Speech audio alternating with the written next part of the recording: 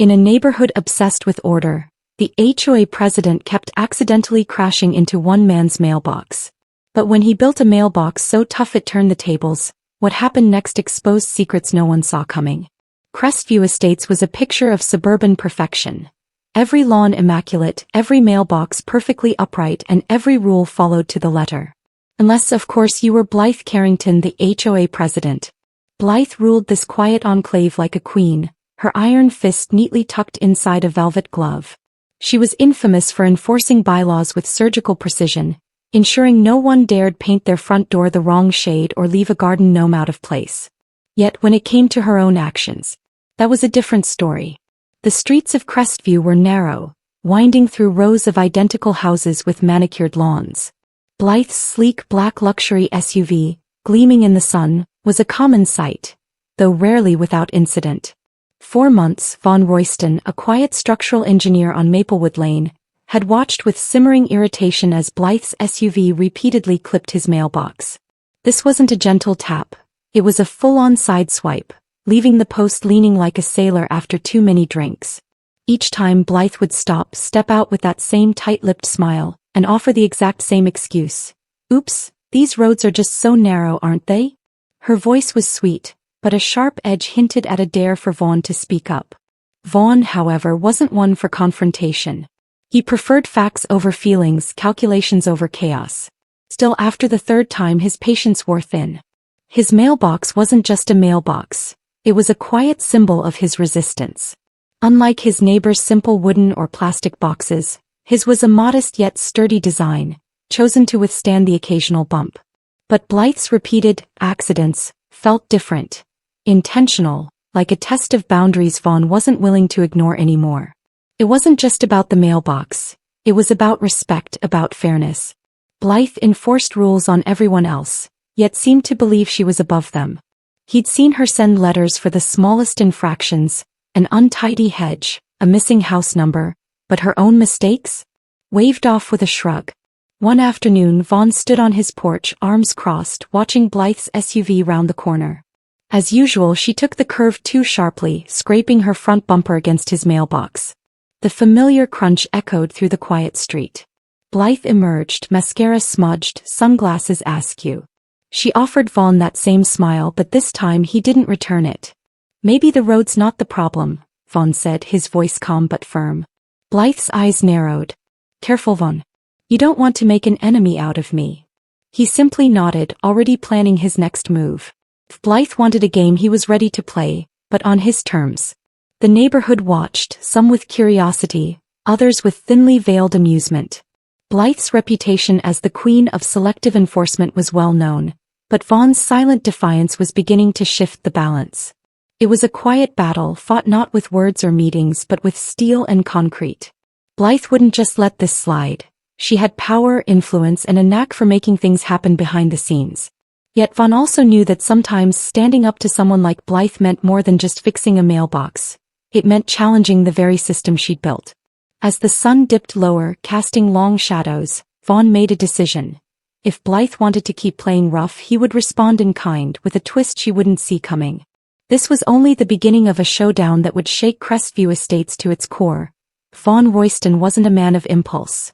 He was an engineer trained to analyze, calculate, and build solutions with precision. So when Blythe Carrington's SUV clipped his mailbox for the 4th time, his response wasn't anger or shouting. It was a decision, to apply his professional skills to solve a deeply personal problem. As he stood on his porch watching Blythe drive away with a dismissive wave, Vaughn began formulating a plan. This wouldn't be a quick fix or petty revenge. It would be a calculated move addressing the root of the issue. The existing mailbox was flimsy, easily replaced with something sturdier. But Vaughn had something far more robust in mind. He needed a mailbox that could withstand Blythe's accidents without budging an inch. A structure that was both functional and a powerful, unyielding statement of his resolve. That evening Vaughn retreated to his garage, a workshop meticulously organized with tools, blueprints, and sketches covering his workbench. He pulled out his notebook and began sketching designs, considering steel, reinforced concrete, even a combination of both. The key was to create a structure that appeared ordinary on the outside but was virtually indestructible within. He spent hours poring over stress calculations, load-bearing capacities, and structural integrity. This wasn't just about building a mailbox. It was about engineering a fortress. Vaughn knew Blythe wouldn't back down easily. She was accustomed to getting her way, and he suspected she'd see his new mailbox as a direct challenge.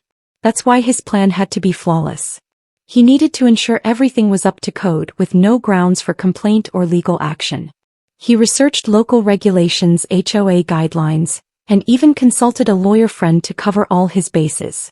Over the next few days, Vaughn dedicated his evenings and weekends to the project. He ordered materials from a local supplier, carefully selecting each component for strength and durability: steel beams, concrete mix, and a heavy-duty mailbox. These deliveries sparked curiosity among his neighbors, but Vaughn remained tight-lipped, offering only a cryptic smile and a vague explanation about improving the property.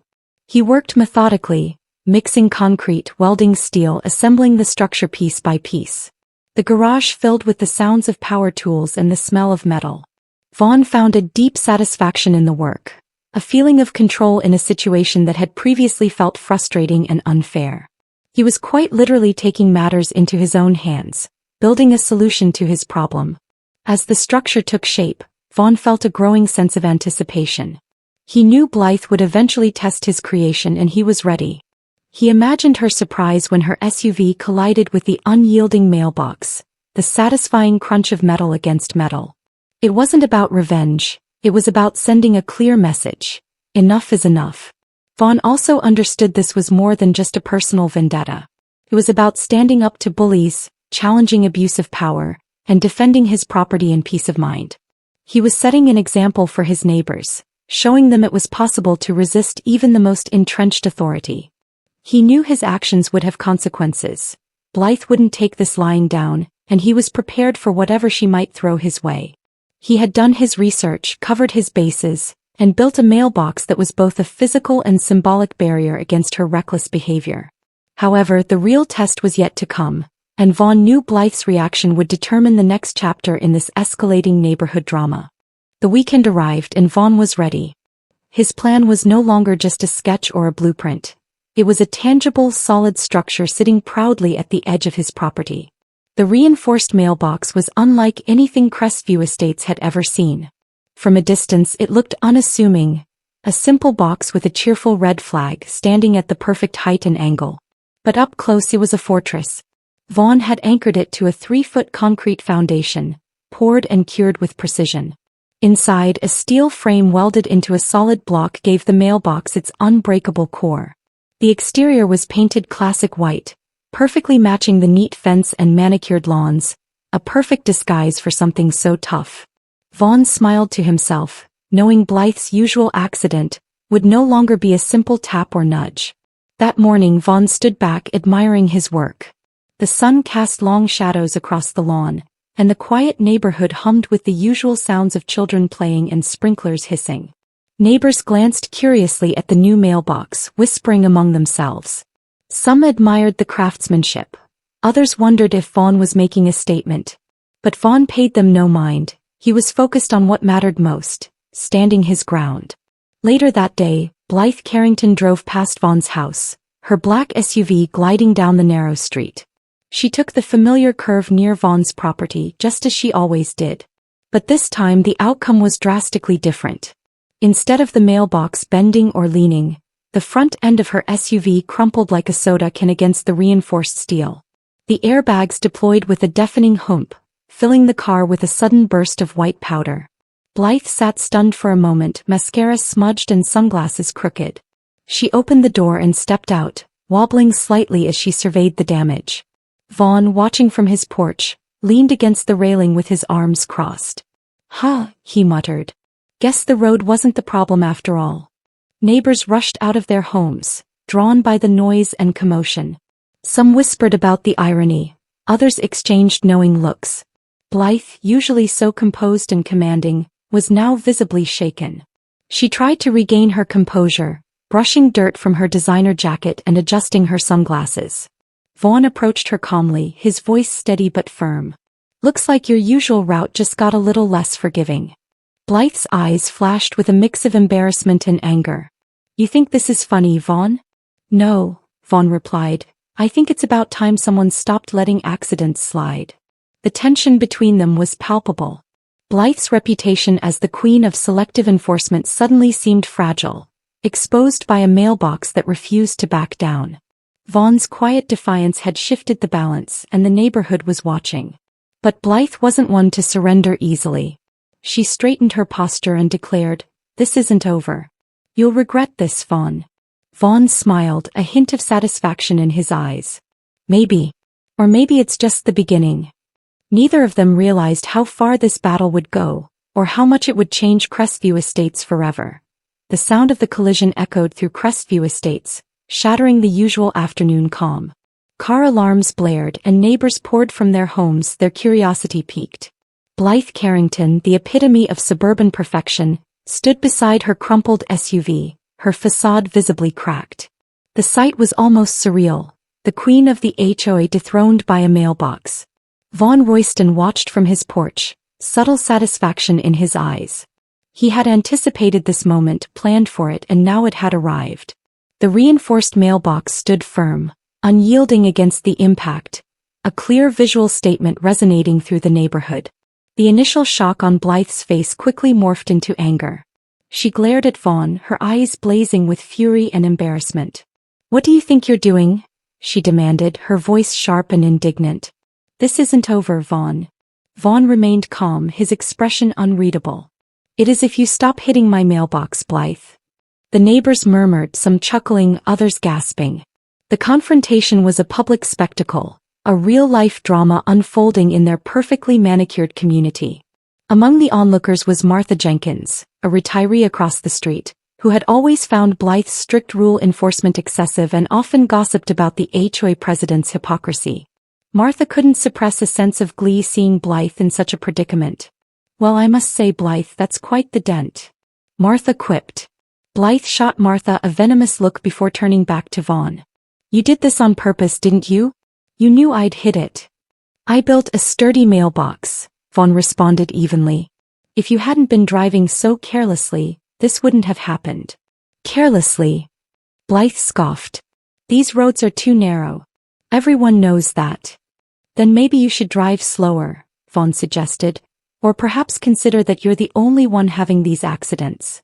The crowd's murmurs grew louder and Blythe realized she was losing control. She needed to regain authority. Pulling out her phone, she began to dial, her expression hardening. "I'm calling the police," she announced. "I'm pressing charges for property damage." Vaughn simply shrugged. "Go ahead. I've done nothing wrong. My mailbox is on my property, and it meets all the regulations." As Blythe connected and began explaining to the dispatcher, exaggerating details and portraying herself as the victim, Vaughn observed the gathering crowd. Some were clearly on Blythe's side, loyal to the HOA's strict rules. Others seemed sympathetic to Vaughn, recognizing the injustice of Blythe's repeated accidents. As police sirens wailed in the distance, the atmosphere in Crestview Estates grew even more charged. The confrontation had become a symbol of the underlying tensions within the community, a battle between order and freedom, conformity and individuality. But as the police arrived, neither Vaughn nor Blythe knew that this incident would trigger a series of events exposing deeper issues within Crestview Estates. The arrival of police cars shattered the surreal tableau in Crestview Estates. Two officers stepped out, their expressions neutral as they assessed the scene. The crumpled front end of Blythe's SUV standing in stark contrast to Vaughn's unscathed mailbox, a silent testament to the collision's force. Officer Miller, a young, clean-cut officer, approached Blythe first. "Ma'am, can you explain what happened here?"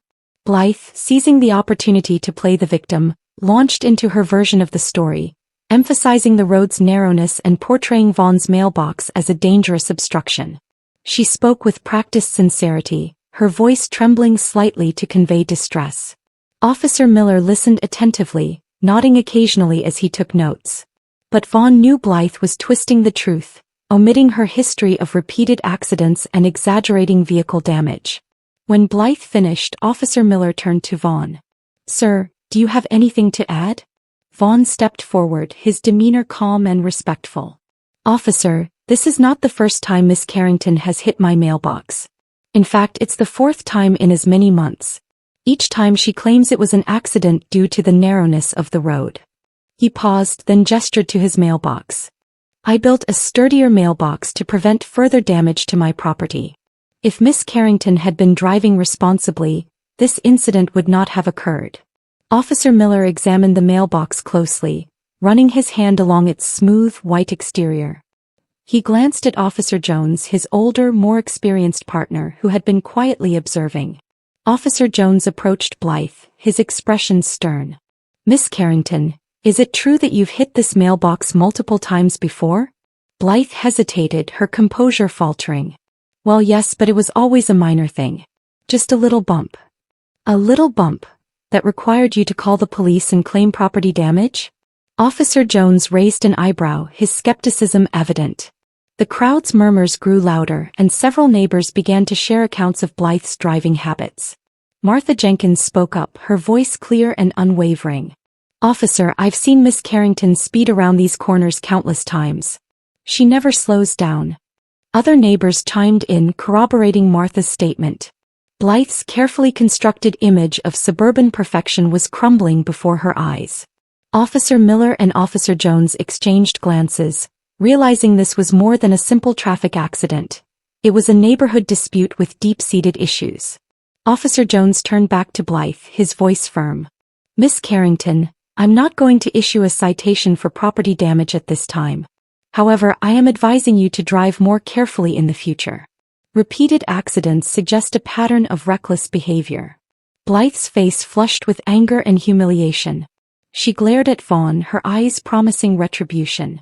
This isn't over, Vaughn, she hissed. Vaughn met her gaze, his expression unwavering. I hope it is, Blythe. But if you continue to endanger my property, I will take further action. The police officers wrapped up their investigation, advising both parties to resolve their dispute peacefully. As they drove away, the neighbors dispersed, their conversations buzzing with speculation and gossip. The confrontation had exposed fault lines within Crestview Estates, revealing simmering tensions beneath its pristine surface. Blythe's authority had been challenged, and Vaughn had emerged as an unlikely hero, a symbol of resistance against the queen of selective enforcement. But Blythe was not one to accept defeat. She would use all her resources to regain control, setting in motion a series of events that would plunge Crestview Estates into chaos. Word spread quickly through Crestview Estates. The story of Blythe Carrington's crash into Vaughn Royston's reinforced mailbox became the talk of the neighborhood, whispered in front yards at weekend barbecues and during evening walks. The pristine streets, usually filled with polite nods and quiet greetings, buzzed with a new energy, curiosity, gossip, and a growing sense of division. Some neighbors admired Vaughn's quiet stand. People like Martha Jenkins, who had long felt the sting of Blythe's strict and often unfair rule enforcement, saw this as a victory. Finally, someone stood up to her. Martha said to a small group on her porch. It's about time. Others, however, remained loyal to Blythe. They respected her dedication to keeping Crestview Estates orderly and feared what might happen if her authority was undermined. Blythe's just doing her job, argued Harold Simmons, a retired school principal. We all have to follow the rules and accidents happen. It's unfortunate, but Vaughn's mailbox was in the way. This split in opinion created an undercurrent of tension. Vaughn noticed it during his morning walks and while watering his garden. Some neighbors offered friendly smiles and nods of support. Others avoided eye contact or whispered behind his back. The neighborhood, once united by shared expectations and quiet routines, was now fractured. The HOA board, usually a background presence, suddenly became active. Blythe called an emergency meeting at the community center, inviting all residents to discuss the incident and the future of neighborhood safety. Flyers appeared on doorsteps, and the buzz of anticipation filled the air. At the meeting, Blythe took center stage, her voice steady but edged with determination. This incident has raised important questions about safety and respect in our community, she began. We must ensure our roads are safe for everyone and that property damage is minimized. Vaughn listened from the back of the room, arms crossed. When it was his turn to speak, he stood calmly and addressed the crowd. I built the mailbox to protect my property after repeated accidents. This isn't about defiance, it's about fairness. We all deserve to live in a neighborhood where rules apply equally. The room was divided. Some applauded Vaughn's words. Others murmured in disagreement. Blythe's supporters whispered about the need for stricter enforcement, while Vaughn's allies called for transparency and accountability. After the meeting, community conversations shifted. Social media groups buzzed with debates, and neighbors began to question the fairness of the HOA's selective enforcement. Vaughn's mailbox had become more than a physical barrier. It was a symbol of resistance and a catalyst for change. But Blythe was not one to back down quietly. She began to use her position to scrutinize Vaughn's property, sending letters about minor violations and calling for inspections. Vaughn prepared for this, responding with calm professionalism, ensuring everything was in order and documenting every interaction. The neighborhood watched this growing conflict with a mix of fascination and concern. Some feared it would escalate beyond control. Others hoped it would lead to a more just and respectful community. But as tensions simmered and alliances formed, Crestview Estates was on the brink of a transformation no one could have predicted. Blythe Carrington was not the kind of person to accept defeat gracefully. Crestview Estates was her kingdom, and every challenge to her authority felt like a personal affront. After the HOA meeting where Vaughn had publicly questioned her leadership, Blythe retreated to her office, a room filled with perfectly organized files, binders of HOA rules, and a large mahogany desk that had witnessed countless neighborhood disputes. Her mind raced with plans. If Vaughn wanted a battle, she would give him one, but on her terms. She began by reviewing every possible bylaw, every regulation she could use to pressure Vaughn. Minor infractions, no matter how trivial, would become ammunition in her fight to regain control. Within days, Vaughn received a formal letter from the HOA, citing a violation of landscaping guidelines. The letter was precise, pointing out that a small patch of his lawn didn't meet the exact height requirements specified in the HOA handbook. It was the kind of nitpicking Blythe excelled at, designed to wear down her opponents. Vaughn read the letter carefully, then responded with a polite but firm letter of his own, attaching photos showing his lawn was well within acceptable limits. He requested clarification and reminded the HOA that any enforcement must be consistent and fair. But Blythe's campaign didn't stop there. She organized surprise inspections, sending HOA representatives to Vaughn's property to scrutinize every detail. Neighbors noticed the increased activity around Vaughn's house, and whispers about the escalating feud spread like wildfire. One afternoon, as Vaughn was working in his garage, a knock came at the door. It was Linda, a member of the HOA board and one of Blythe's closest allies. "We're here to conduct a routine inspection," Linda said, clipboard in hand. "Just making sure everything complies with the community standards." Vaughn nodded, stepping aside to let them in. He answered their questions calmly, showing them around and pointing out the reinforced mailbox with a hint of pride. Linda's smile was tight. "Very impressive," she said, but Vaughn could tell she was searching for any excuse to report a violation. Despite the pressure, Vaughn remained composed. He documented every interaction, keeping records of letters, inspections, and conversations. He knew that Blythe's tactics were about intimidation and he refused to be bullied. Meanwhile, the neighborhood was divided. Some admired Vaughn's resilience, while others worried that the conflict was tearing the community apart. Social gatherings became tense, with conversations often circling back to the ongoing dispute. Blythe, however, was undeterred. She called another HOA meeting, this time focusing on community standards and enforcement. Her speech was polished, emphasizing the importance of rules and the need for everyone to comply. But beneath the surface, it was clear she was targeting Vaughn. When Vaughn spoke again, he addressed the crowd with quiet conviction. "Rules are important, but they must be applied fairly.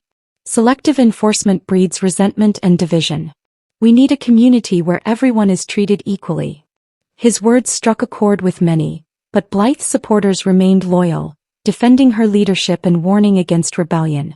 The battle lines were drawn. Crestview Estates was no longer just a neighborhood. It was a battleground for fairness, respect, and power. But as Blythe escalated her campaign, Vaughn prepared for the next move, knowing that standing up for what's right sometimes means facing the storm head-on. Vaughn Royston had never been one to back down from a challenge, especially when it came to fairness and integrity. The mounting pressure from Blythe Carrington and her HOA allies was intense, but Vaughn remained steady. He understood that this wasn't just about a mailbox or a dented SUV. It was about standing up against selective enforcement and the misuse of power. One evening, after a long day at work, Vaughn sat at his kitchen table reviewing the stack of letters and notices he had received from the HOA. Each one was more nitpicky than the last, but Vaughn had anticipated this. He had spent hours documenting every detail of his property, ensuring he complied with every rule. He wasn't about to let Blythe's tactics intimidate him. The next morning, Vaughn attended the monthly HOA meeting, his calm demeanor contrasting sharply with the tension in the room. Blythe was already there, seated at the head of the table, her expression icy. The room was packed with neighbors, some curious, others clearly divided in their loyalties. When it was his turn to speak, Vaughn stood up and addressed the group. "I want to talk about fairness and accountability," he began. "We all live here because we value this community. But that means rules should apply equally to everyone, not just some." He paused, looking around the room. Selective enforcement creates resentment and division. It's not about breaking rules. It's about how those rules are applied. I've done my best to comply with every guideline, yet I've been targeted repeatedly. That's not justice. A few neighbors nodded in agreement, while others shifted uncomfortably. Blythe's lips pressed into a thin line. But Vaughn wasn't finished. "I'm not here to cause trouble," he continued. "I want us to work together to make Crestview Estates a place where respect and fairness are the foundation. If we can't do that, then what's the point of all these rules?" The room erupted into murmurs and whispers. Some applauded quietly, others exchanged skeptical glances. Blythe cleared her throat and responded, "Rules are rules, Vaughn. We all agreed to them when we moved here. It's about maintaining order and property values." Vaughn nodded. "I agree. But maintaining order means enforcing rules consistently. Otherwise, it's just power for power's sake." The meeting ended with no clear resolution, but Vaughn's words had made an impact. The community was beginning to question the status quo, and Blythe's grip on authority was loosening. Outside the meeting hall, neighbors approached Vaughn with words of encouragement. Martha Jenkins smiled warmly. "You're doing the right thing, Vaughn." Someone had to stand up. But Vaughn also felt the weight of the conflict. He knew this was far from over and that Blythe would continue to push back. So he was ready. His stand was about more than just his mailbox. It was about fairness, respect, and standing up for what's right no matter the cost. As Vaughn prepared for the next chapter, Crestview Estates braced for a showdown that would test the limits of community power and integrity. The tension in Crestview Estates had reached a boiling point. The ongoing feud between Vaughn and Blythe had divided the community, exposed the flaws in its rigid structure, and forced neighbors to confront uncomfortable truths about power and fairness. As the conflict dragged on, even Blythe began to feel the strain. The constant scrutiny, the divided opinions, and the growing unrest were taking a toll. One morning, Vaughn received an unexpected phone call. It was Blythe, her voice subdued, lacking the usual sharp edge. "Vaughn," she said, "can we talk?" Vaughn hesitated for a moment, then agreed. They met at a neutral location, the local coffee shop, a place where neighbors often gathered to chat and catch up. Blythe arrived first, her usual impeccable attire slightly rumpled, her eyes showing signs of sleeplessness. When Vaughn arrived, he sat down across from her, his expression calm but cautious. "What did you want to talk about, Blythe?" Blythe sighed, stirring her coffee. "I've been doing a lot of thinking," she began. "This whole thing, it's gotten out of hand. The community is divided and I'm not sure it's worth it anymore." Vaughn listened quietly, surprised by her change of tone. "What changed your mind?" Blythe paused, looking out the window. "I realized that I was so focused on maintaining control that I lost sight of what really matters. The well-being of our community. Rules are important, but they shouldn't come at the cost of respect and fairness." Vaughn nodded slowly. "I agree. It's not about abolishing the rules, it's about applying them fairly." "Exactly," Blythe said, a hint of her old determination returning. "And I haven't been doing that. I've been selective, using my position to target those who disagree with me. That was wrong." She looked at Vaughn, her eyes sincere. "I want to make things right. I want to work with you to create a community where everyone feels valued and respected." Vaughn considered her words carefully. He had been prepared for a continued battle, But Blythe's unexpected change of heart offered a different path, a path toward reconciliation and healing. "I'm willing to work with you," Vaughn said, "but it has to be a genuine effort. We need to rebuild trust and ensure that everyone has a voice." Blythe nodded. "I'm committed to that. I'll start by stepping down as president of the HOA. It's time for new leadership, someone who can bring us together." And with that, the long and bitter feud between Vaughn and Blythe began to dissipate. They worked together to implement reforms in the HOA, ensuring that rules were applied fairly and that all residents had an equal opportunity to participate. Crestview Estates slowly began to heal, its residents learning the importance of communication, respect, and standing up for what's right.